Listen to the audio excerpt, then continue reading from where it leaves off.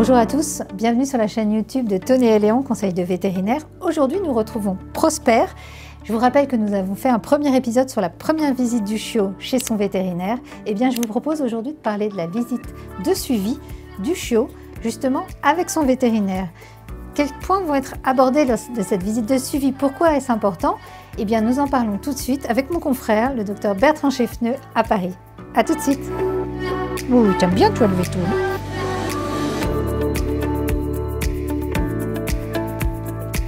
Bonjour Bertrand. Bonjour Valérie. Bon, alors ici, Prosper revient nous voir. C'est la visite de suivi chez le vétérinaire. Donc, nous avons déjà tourné la première visite chez le véto avec Prosper. Et comme Prosper aime bien son veto, eh bien, il revient le voir parce que justement, après cette première visite, eh bien, parfois, il y a des vaccins que nous sommes amenés à faire, que l'on ne peut pas faire aux 3 mois. Voilà, donc déjà, certains vaccins doivent être rappelés une 3e fois si les premiers ont été faits un peu trop tôt. Et effectivement, après, il est toujours temps de parler de ce qui pourra être fait plus tard. D'accord. Ouais. Certains vaccins contre les maladies à tiques, par exemple, ou contre la leishmaniose pour aller dans le sud, ne peuvent pas être faits directement. Il faut attendre plusieurs mois, au moins l'âge de 6 mois, pour pouvoir commencer à envisager de les faire. Oui. Alors j'aimerais juste venir sur un petit point quand Bertrand dit des vaccins qui auraient été faits trop tôt. Non pas que votre vétérinaire veuille vous vendre une autre consultation justement pour refaire des vaccins, c'est que parfois des vaccins sont faits beaucoup trop tôt au moment où les anticorps de la maman de ce très joli petit chiot sont encore actifs. Eh bien, si on vaccine trop tôt un chiot, eh bien, le vaccin n'aura aucun effet puisque les anticorps du vaccin vont être neutralisés par ceux de la maman.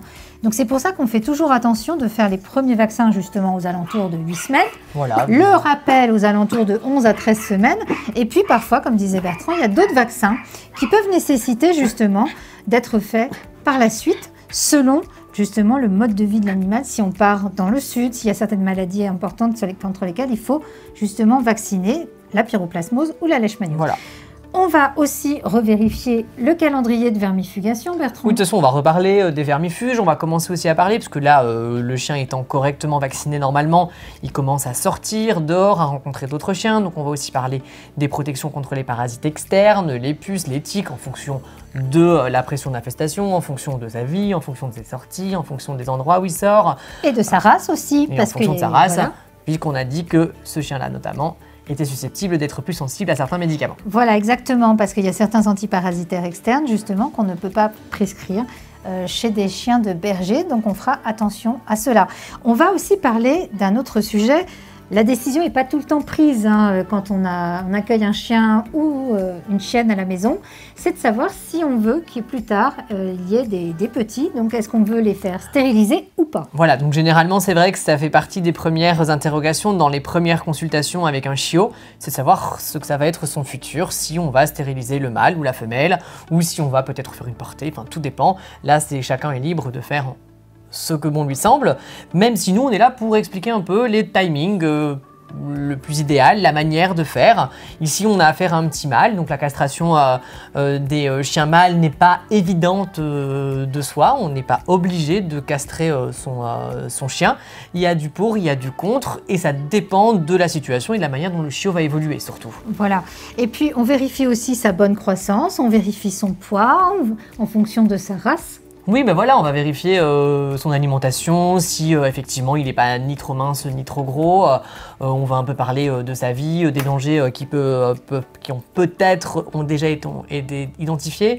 Donc voilà, on va regarder un petit peu de tout ça. Et puis également, on peut aussi vérifier l'état de sa peau pour s'assurer déjà qu'il n'y a pas de parasites externes évidemment, mais qu'il n'y a pas non plus de sensibilité allergène, c'est-à-dire qu'il n'y ait pas il y a parfois des chiens qui peuvent être allergiques très tôt. Oui, de toute façon, là, dans le cadre de la consultation, on regarde tout. Et c'est vrai que s'il y a un poil qui est un petit peu moche, même si le chiot, on est en pleine période où il va perdre son poil de bébé, etc.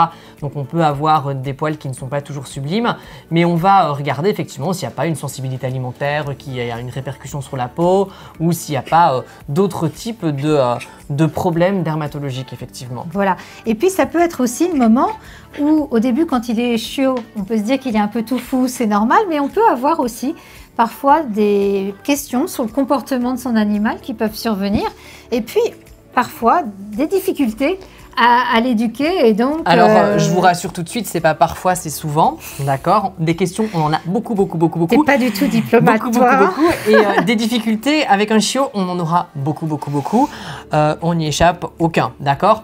La seule chose à bien se rappeler, c'est qu'on y arrive tous un jour, d'accord. C'est comme la propreté. Voilà, la propreté du chiot, on peut galérer, ça dépend du chiot, ça dépend de lui surtout. Vous allez faire le maximum, mais ça dépend de lui. Et il y en a qui sont magiques, il y en a d'autres qui sont un petit peu plus tardifs. C'est comme les enfants, de toute voilà. façon, ils sont propres quand ils ont décidé. Mais on y arrive. Donc voilà, donc ne vous affolez pas, c'est pour ça qu'on ne vous donne pas un timing précis sur l'âge auquel votre chiot doit être propre. Bien sûr qu'il y a des normes, mais on ne peut pas donner un âge précis. Non, il n'y a pas d'âge précis parce que tout va dépendre de la manière dont vous allez le faire, dont vous allez le sortir, si vous avez accès à un extérieur facilement ou non, s'il est en contact avec d'autres chiens. Enfin, tout va vraiment être différent en fonction du chien. C'est toutes des questions qu'on va se poser et effectivement, il y a beaucoup de choses à discuter. Et puis, si jamais vous voyez que votre chien boit beaucoup ou alors aussi qu'il a parfois, au niveau des articulations, vous vous dites est-ce que c'est normal? On peut aussi, dans cette consultation de suivi, vérifier les articulations de chien, en particulier chez certaines grandes races, justement, où il y a des croissances qui sont plus rapide. Voilà, tout à fait. On est là, nous, pour vous donner les conseils justement alimentaires, etc., pour que cette croissance s'effectue au mieux. Les chiens de grande race vont avoir une croissance rapide et risquent d'avoir un peu plus de problèmes osseux au niveau de la croissance. Attention, pas trop d'inquiétude non plus. Ça reste un chiot en croissance. Oui. Il peut y avoir des petites douleurs articulaires, des petites douleurs de croissance, comme chez les enfants. Comme chez les enfants. Donc du coup... pas de stress trop rapide non plus. Exactement. De toute façon, les douleurs de croissance, bon, ma fille aussi, elle en a. Et c'est vrai qu'on ne peut pas faire grand-chose. Il ne faut pas non plus forcément surenchérir en calcium. Hein. Les aliments aujourd'hui qui sont formulés par les pet fooders, si c'est le mode d'alimentation que vous avez choisi, sont équilibrés justement en termes de calcium. Évidemment, les chiots de petite race seront adultes plus jeunes que les chiots de grande race. Et puis, ce sera le moment de réévaluer comme on le disait avec Bertrand, eh bien, sa ration alimentaire puisqu'il est en pleine croissance et donc que ses besoins vont changer.